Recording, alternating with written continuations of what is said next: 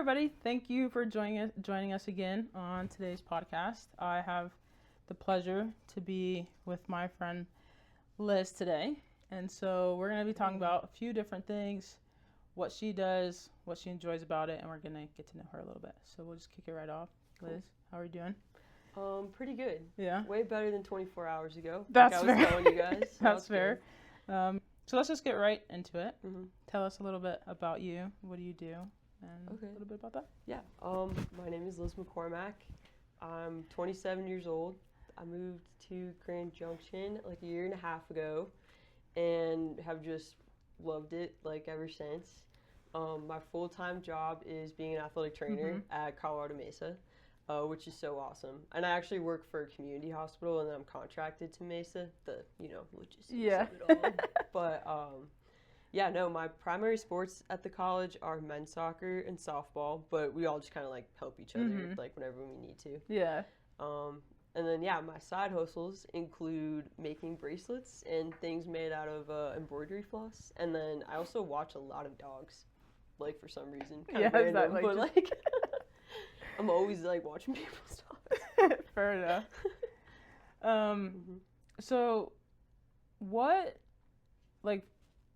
got you into athletic training? Like, what's that big thing? And then what brought you to Grand Junction?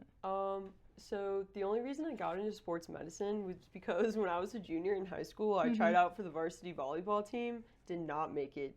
And then the coach was like, oh, you should just go down to the athletic training room. They always need help. And so I did. And then it turns out she needed help. And so I, like, worked with, or I was, like, an athletic training student with our high school AT for 2 years, which was really awesome. It was, like, my whole junior year, whole senior year. Learned so much. And I still, like, played sports at the same time. And, like, when I wasn't playing sports, I'd be, like, helping her every day. And so that's really what, like, got me into it. Yeah. I didn't really know. I was, like, kind of like that kid in high school who I was, like, I don't know what I'm going to do after college or after high school. And so it was either, like, join the military because my dad was a Marine my whole life, or once I kind of figured out, like, I liked the sports medicine kind of field, I was like, oh, I guess I'll try that. And then went to college for that in Illinois and had an awesome time. And then I went to grad school, and I was a graduate assistant athletic trainer, which that, like, really, like, doubled it down, like, this is what I'm doing, like, the rest of my life. And then I lived in Fargo the last 3 years for grad school, and it got way too freaking cold. So that's when I was like, I need to move somewhere else. Where's Fargo? It's in North Dakota. Oh. Yeah. Yeah. Good old North Dakota. Yeah. But it was literally, like, negative 20 degrees, like, for weeks at a time. Oh, no. And, like, people who live there are very gritty. Like, very, like, hard. Like, it is so hard to live there. Like, there'd be days when you would have to, like, dig your car out of the parking lot because a blizzard had come through, and then, like, I had to boil water every single morning to, like, dump on my car locks because they would freeze every night. And after 3 years, I was tired of that. So I was just literally, like, applying for athletic training jobs anywhere west of North Dakota, and then I found this one. So it was really cool. Cool. So how did the bracelet anklet thing become part of your story here? So I'm a Girl Scout for life. I actually carry a membership card in my wallet. Is that a thing? Oh yeah, it's a thing. I can find it if we need to. Okay, pause real quick. What is that? Like, what is a Girl Scout membership for life? Oh, like, I just did Girl Scouts, like, my entire, like, school career. And you can, at the end, become, like, a lifetime member. It had a big effect on me. And so I was like, that would be cool. Fair enough. But I remember with Girl Scouts, I went on this rafting trip in 7th grade. And, like, one of the counselors just taught us how to make these bracelets, probably so we would stop talking so much. But then, like, once I learned, I kind of just became hooked and would, like, randomly do it, like, when I was growing up. And then it wasn't until grad school that I was, like, the athletic trainer for the softball team there. And softball is a lot of, like, standing around at, like, practice or games until something, like, happens. And it's relatively, like, low rate of incidence, like, of injury, like, sport, just compared to other, like, more contact, like, physical sports. But so I just like started to like at softball, and then they had us work these like summer camps every summer for like little kids. So again, not a ton like happening, but obviously someone still needs to be there. I would just bust out these bracelets. Like literally would make like 5 a day. Like would just sit there and keep making them. And then I was just making them for people and just like handing them out. And then some of my coworkers were like, Liz, you should probably start to sell these. Like, you know, try to make some money. And then I did. And so I started this Instagram account called Hitch Knots, because that's actually the name of the knot that I'm making like over and over and over and over again. And yeah, it was like really cool. It was pretty successful.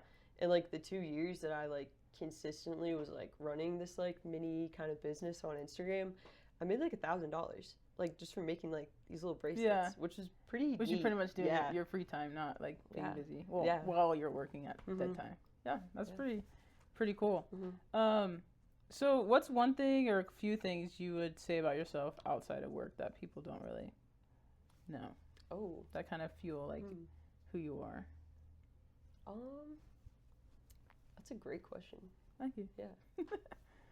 I feel like when I'm at work, just due to the nature of it, like it's very much like go, go, go. Like, okay, someone's getting hurt. Oh, make a decision about this. Okay, coach wants to talk about this. Oh, we need to have a meeting about this.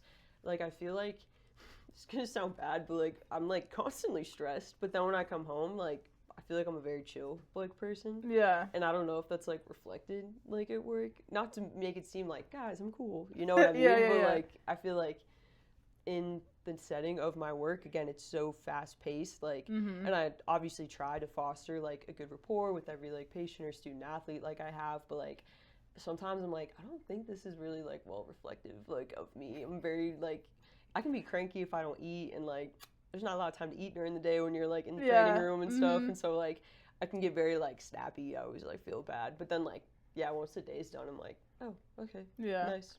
Would you say that, you know, kind of chill, easygoing is like your default setting, or what?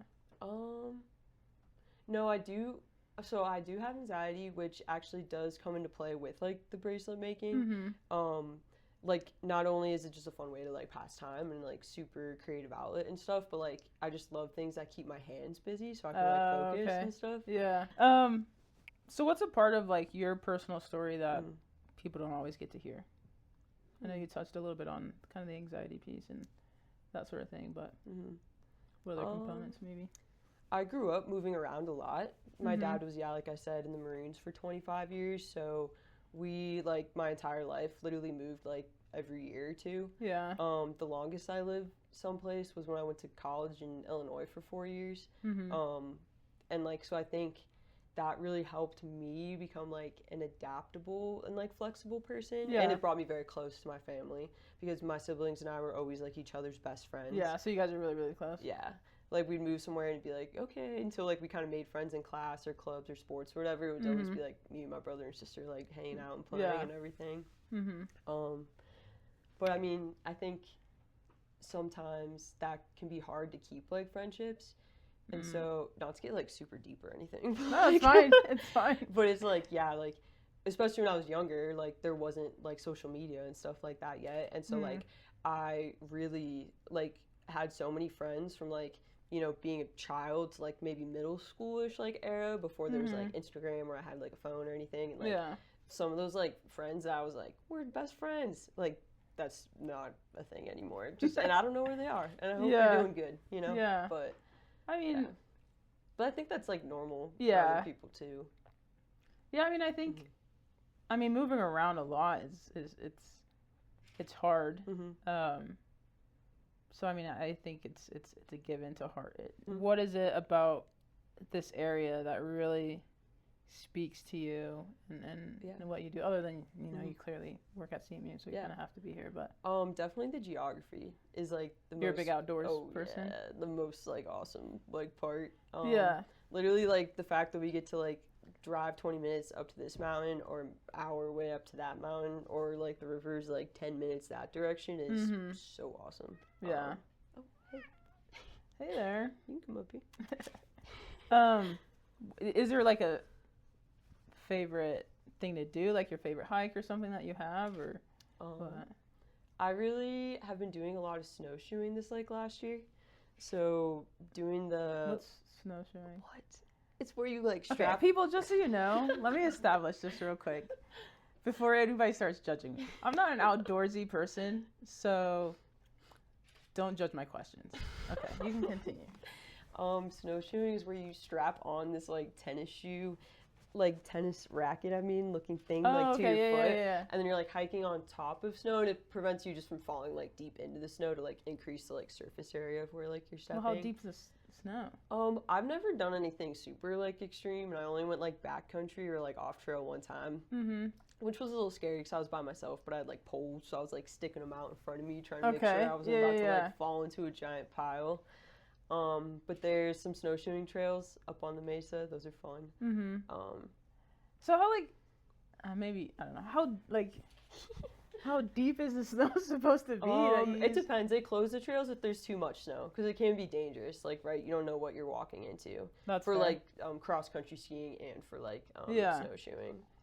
But probably like, I don't know, like what you did, like maybe like a footish like of snow. And it just depends because maybe the more intense trails are more like over water and over branches, but then like the easier ones are kind of like the already groomed one for like cross country skiing. Yeah. Like they have the divots in them already. Okay. But yeah. Fair. Mm-hmm. Fair enough. Interesting. You learn something new every day. So let's get back to a little bit about your kind of journey, your story here. Mm-hmm. What is it that you really love about what you do in all aspects, from your full-time job to, what you do now on the side? Like, what is it that really kind of speaks to you? And you can break them up in sections if you want or whatever. With athletic training, I definitely am drawn to just working in sports. Chica, leave it alone. I grew up being like an athlete, like played sports like year round. Both my like parents were college athletes. So I really love being around people who want to like work hard and want to like see success through like working hard like physically and mentally. And so just like being in that environment every day is like so awesome. And I know I talked about it being like super fast paced and stuff, but like I really do thrive in an environment like that. Like high pace, high stress for small chunks of like time. Yeah. So like segmented, not like all day every day, but like and just like working with people who want to like work with you, because when you think in healthcare, like a lot of the times like people aren't choosing to be sick or injured, and like with true. College sports, obviously it's not like awesome when that kind of stuff happens, but it is inevitable, unfortunately, due to most like sports that there could be like injury, and so like people want to get better. And it's fun, I get paid just to like stand around and watch like soccer and softball games and stuff. Like I'm pretty lucky, not a lot of people can say they like do that. Fair. I do love emergency medicine, although like not when it actually like happens, but that was actually what I studied in grad school and wrote a thesis on, was a topic in like emergency medicine. And so, and I'm an EMT too, so like I feel like in those moments when it's like, oh, if something is going down, that's when I'm like, oh, okay, like I can really step up here. Like that like little adrenaline kind of like, oh man, we need to get this under control. Like I really like that. Not that I love when it happens again. Again, let's reiterate that, but it's the feeling of it. No, I understand.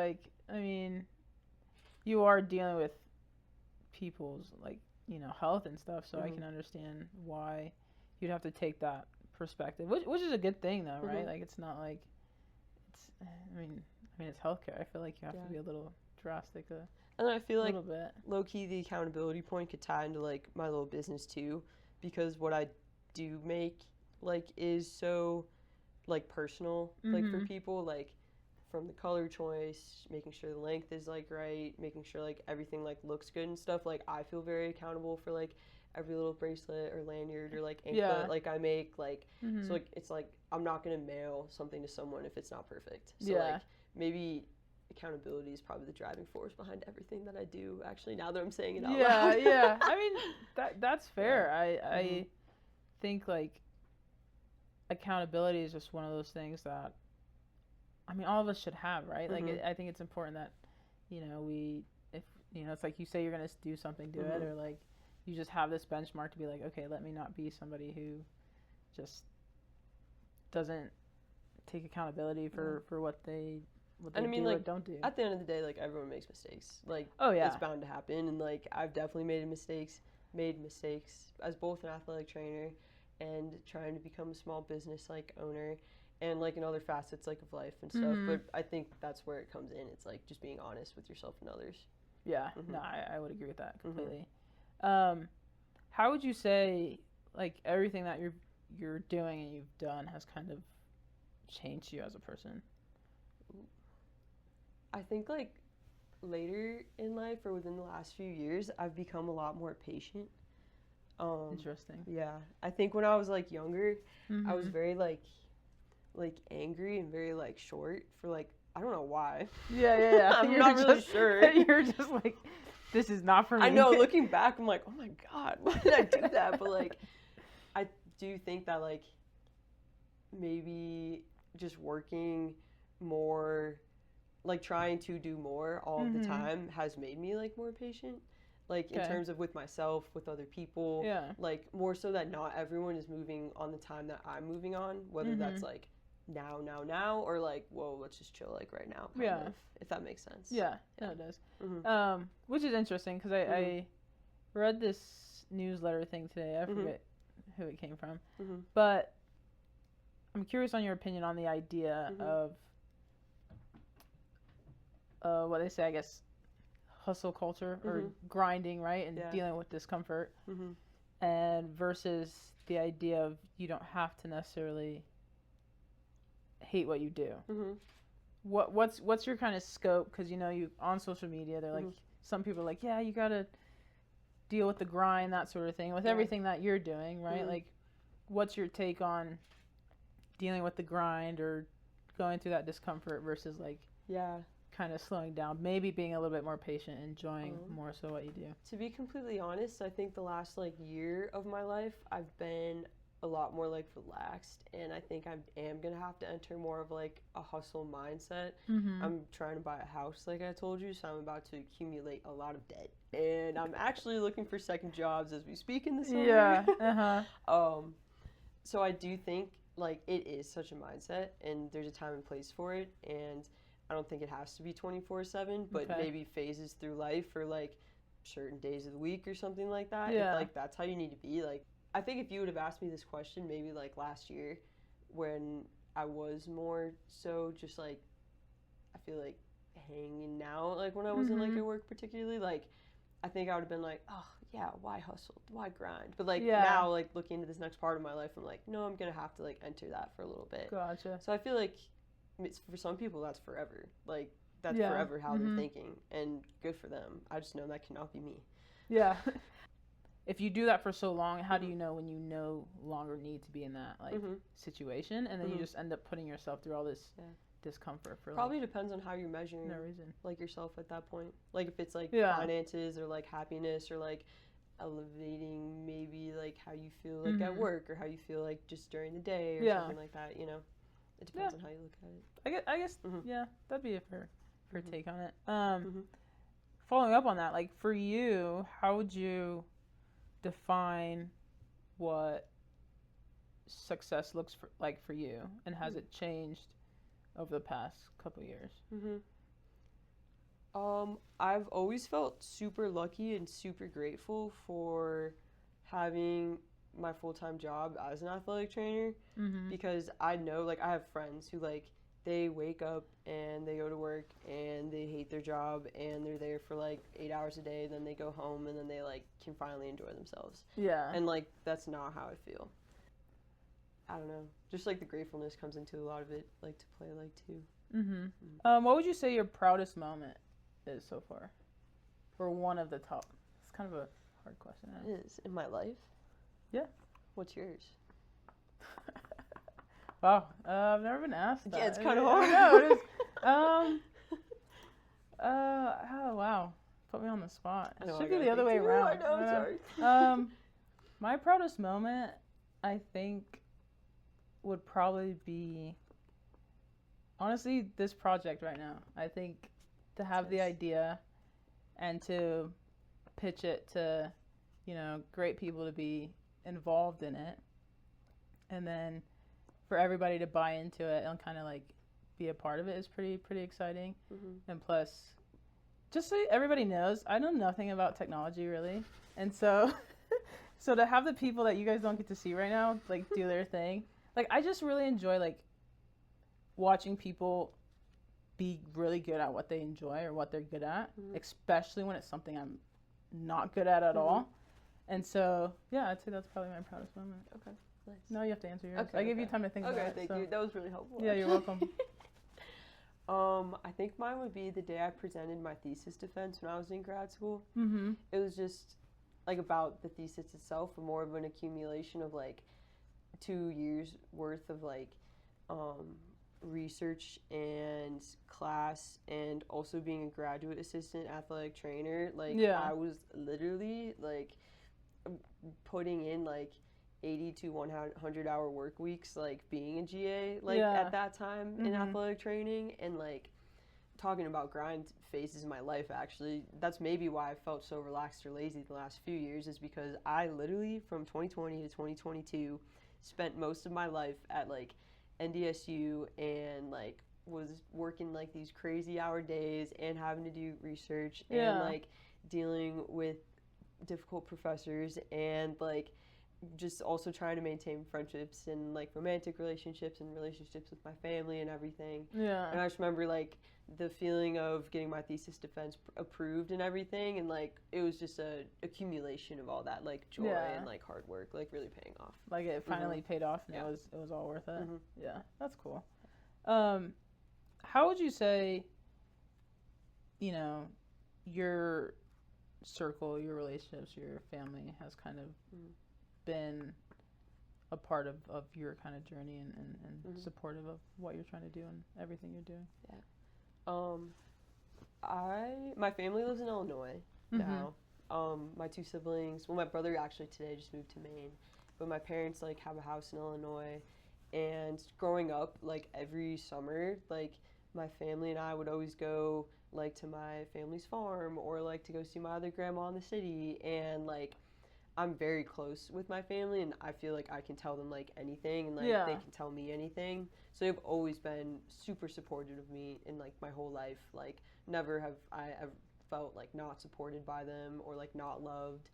But it has been hard just like later in life, like no hate or like nothing towards my family, but like Illinois is so boring, and so like they're always like, no, move back here, like come on, and I'm like, you're like, I would have no problem. I've lived with both my siblings as adults, which was really awesome, both in North Dakota, and like I came out here by myself, and I don't really want to leave, like I said, for kind of the first time in a while, and so it is tough because like this summer I'm like probably not really gonna get to see them, and I'm used to seeing them like during the summertime and during like winter holiday time and stuff.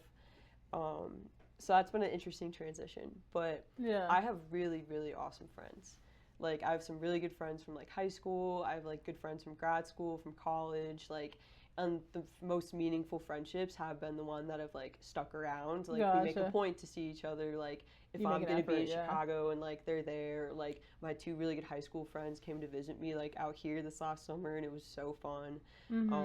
So I'm like extremely blessed in that way too, in that like my whole life my family and my friends have always been super supportive of like everything that I do. Would you say relationships are kind of a big part of like how do I say it, kind of like I guess your core pretty much, like you just value and what is it? Is it just that connection piece, just always feeling that sense of belonging, or what kind of? I'm a very social like person.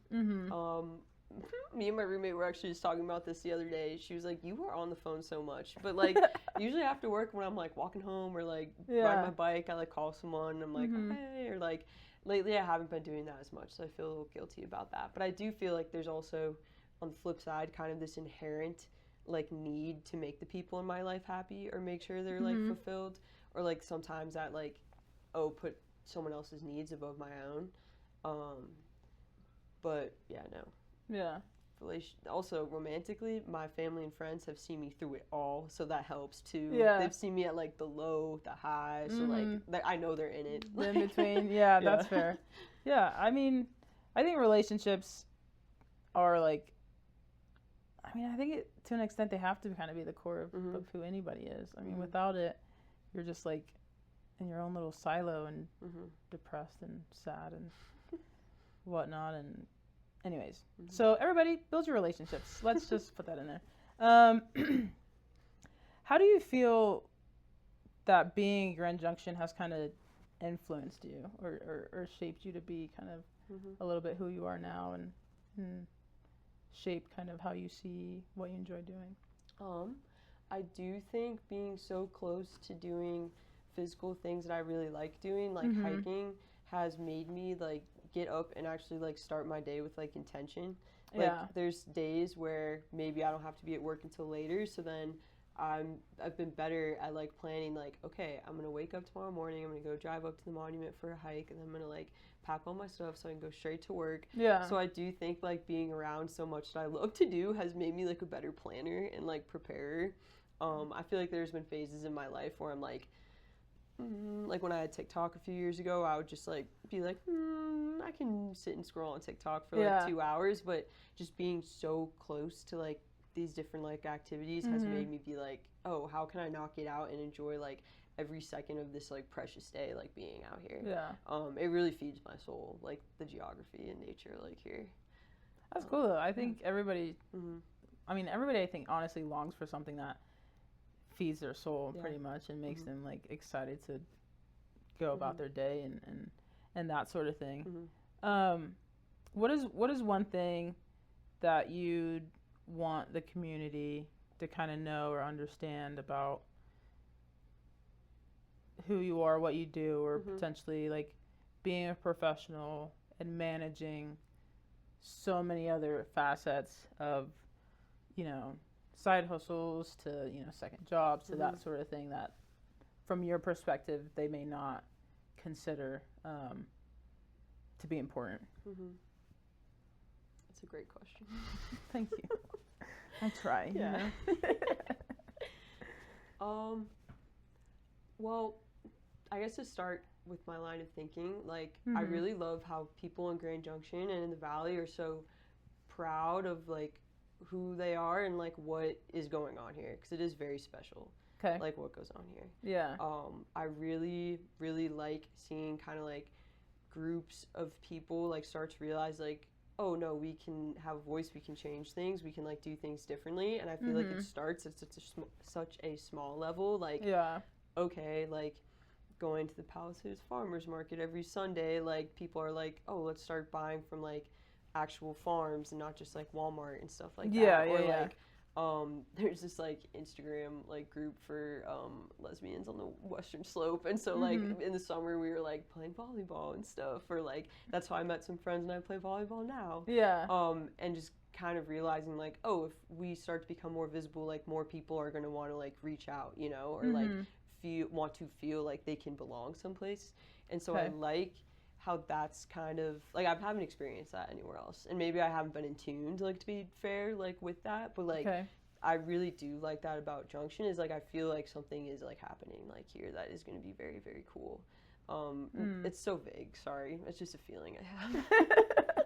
No, it's fine. So you're saying that pretty much that there's an energy that you feel that's going around in which like people are more open, or at least trying for people to find the place where they belong. And I feel like there's something for everyone, you know. Which is cool. But I wonder if the people of Grand Junction think about how expensive housing is, because that is really expensive, and I want us to all rise together and change that. When you're like, what do you want people to know? I'm sure they all know already. It is so expensive to live here. That is fair. That is fair. It's we should all do something about that. I feel like I think housing in general right now is definitely pretty far up there. No, I think though, like kind of what I was talking about originally, like the fact that like if you want to make change here, this is a good place to start that, I think. Like I think people who I've met here are like down to do most things. Like I was gonna go to a protest like last weekend, but I had to leave for a softball like trip, and then one of my friends though was like, oh, I'll go with you, and she's never been. And then like my coworkers, like they had never been cross country skiing. We were like, let's just try to do this. Gotcha. Or like like hanging out with maybe a new group of people, like, oh yeah, like let's do it. Like it's a lot just of what maybe who I'm around and in my circle maybe, but like people are very open minded and like down to try new things, and then therefore like be part of that like cause. Like maybe. Yeah. No, that's cool. I think, you know, trying new things is really the only way you grow, right? Or at least challenge yourself to think differently and gain new perspectives, which is why, you know, this kind of whole thing exists anyways a little bit.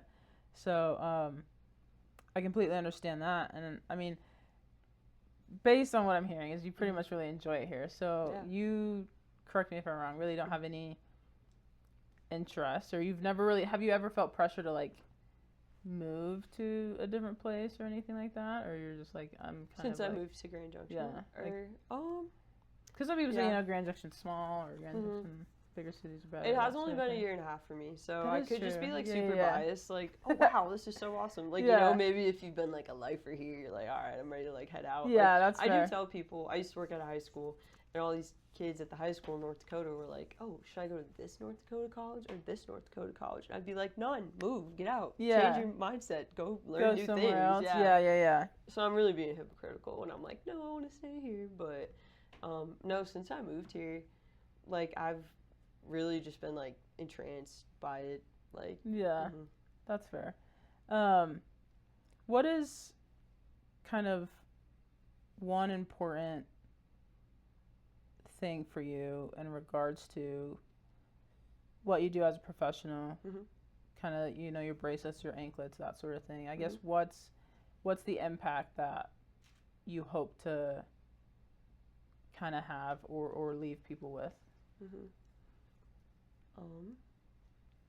Well, I think they're really cute. So maybe just that, like, it might be a cute thing to have on your wrist or ankle.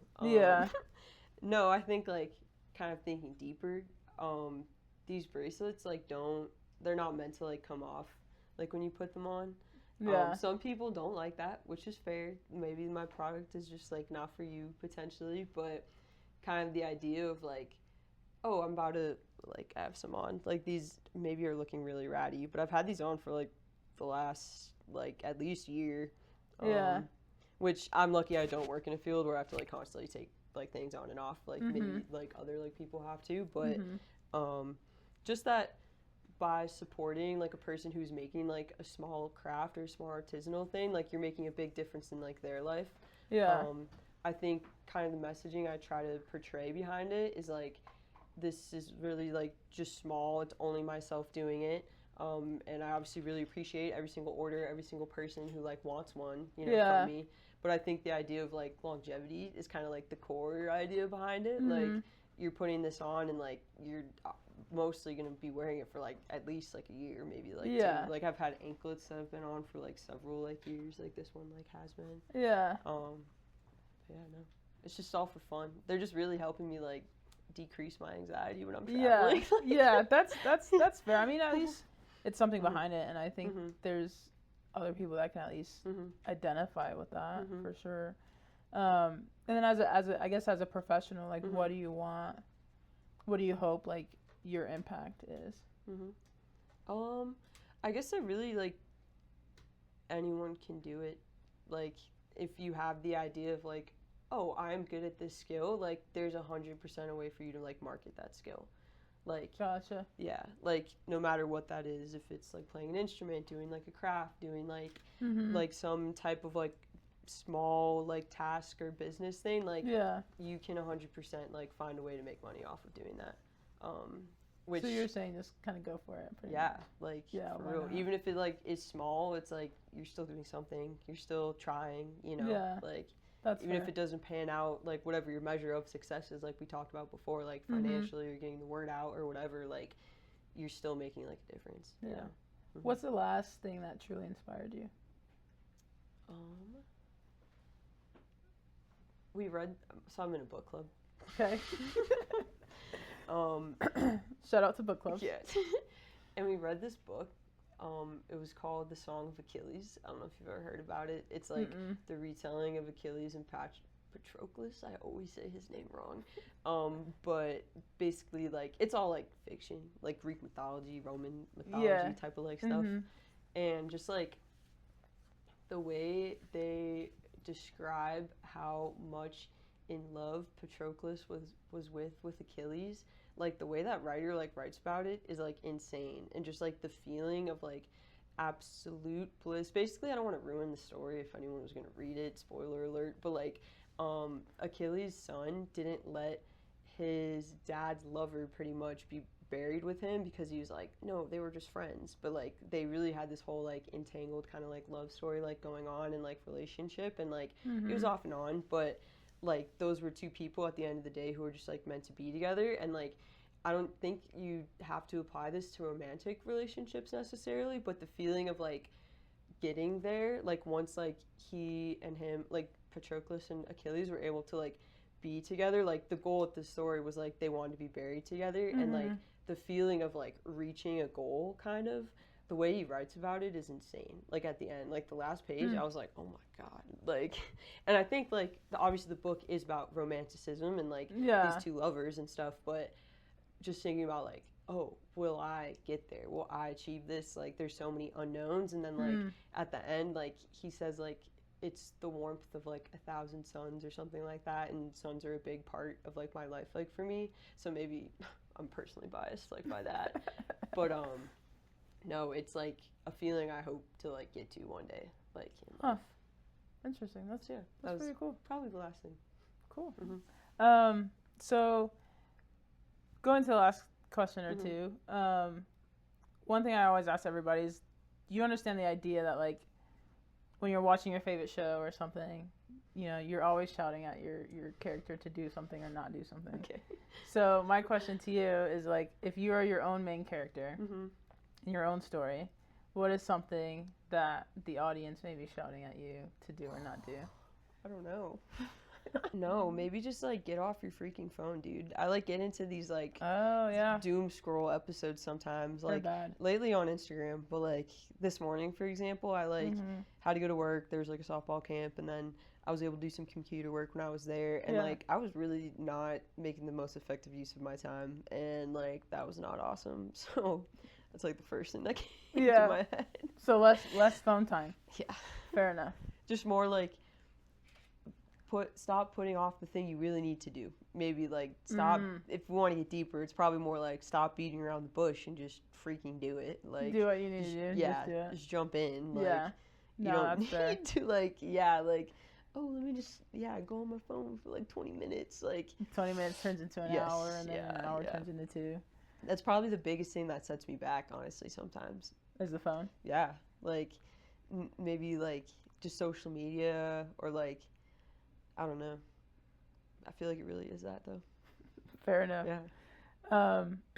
So in closing, is there like anything, any last like things you want to kind of say or share with anybody, or just say, you know, like one final message before we like close this off?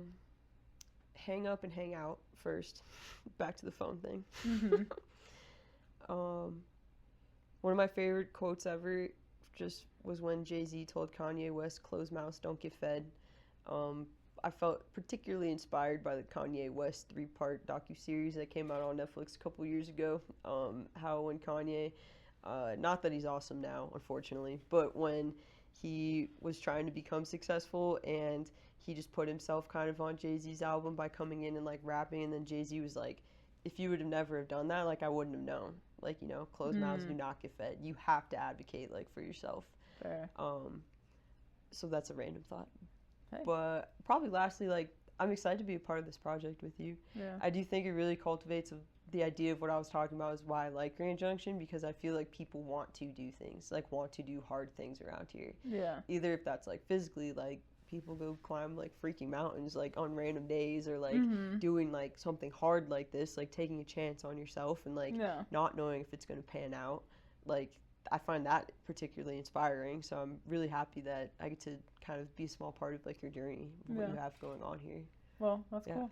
Perfect. Well, that concludes this episode. So thank you guys for listening. And yeah, we're pretty much done. Woohoo. Gucci and Prada.